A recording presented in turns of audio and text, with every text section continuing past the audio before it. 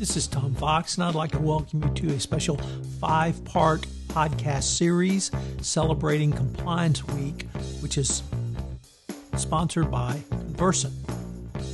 If you haven't joined the Conversant Converge community, it is the most dynamic community in compliance. There are a ton of resources, commentary, Q&A, and other information which will help you, the compliance professional. So go to converge.conversant.com. I'm going to link to it in the show notes and join the Converge community. It's at no charge, and it's literally the top resource available to you in compliance.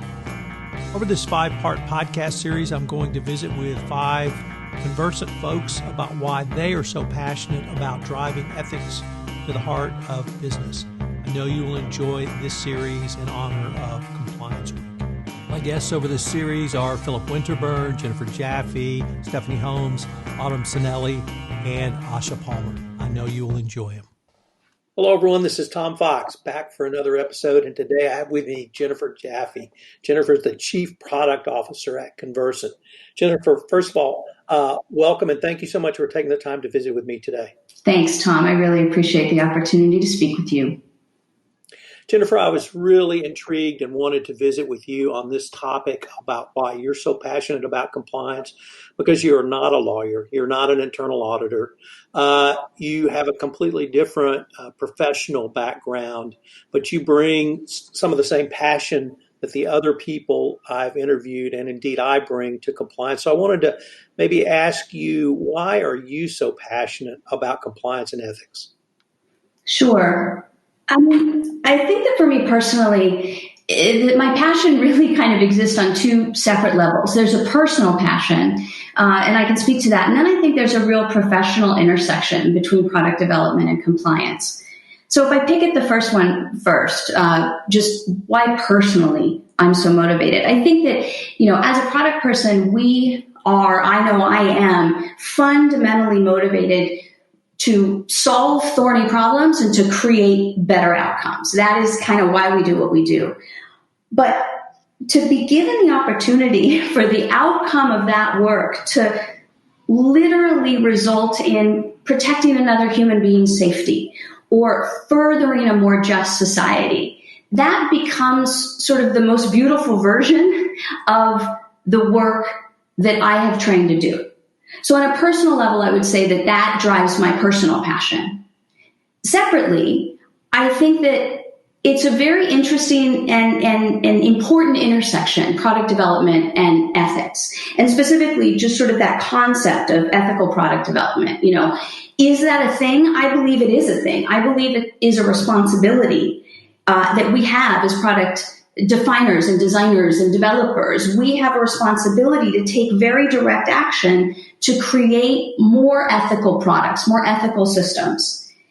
What that means to me is, if I take a big step back, as humans, all of our actions are influenced by our ethical and moral orientation. Whether we're conscious of that or not, I believe that is true.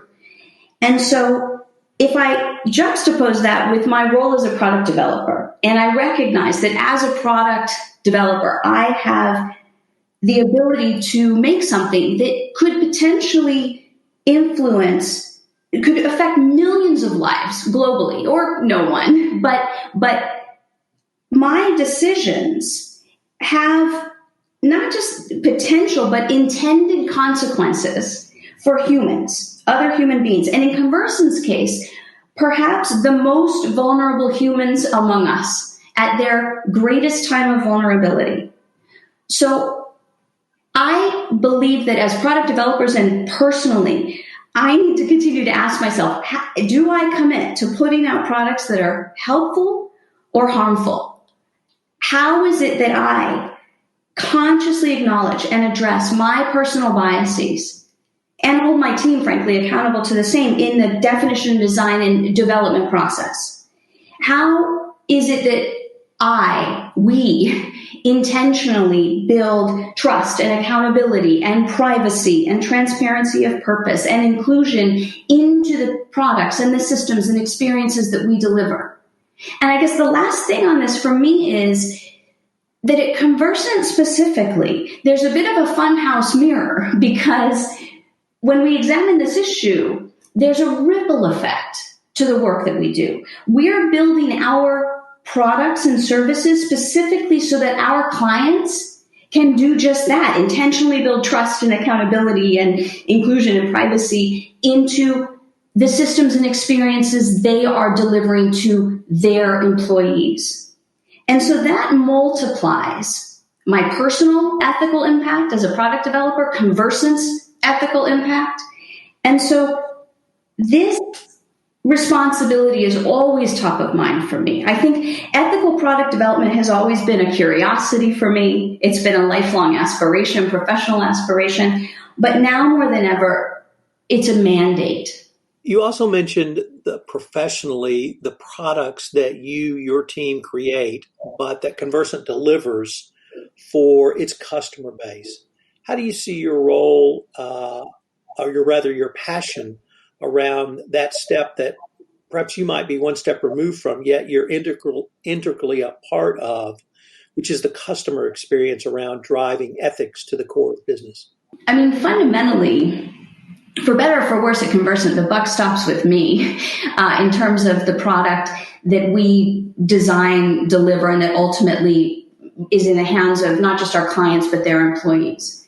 And so while I'm definitely one step removed from the folks that are writing the code, designing the UX, delivering the product, keeping the software alive and running and available to our users, it's my signature on the bottom line as to whether or not that product meets its intended goal. Its intended goal being to create protection, to create an opportunity for folks to speak up, to create an opportunity for safety within the workplace, among others.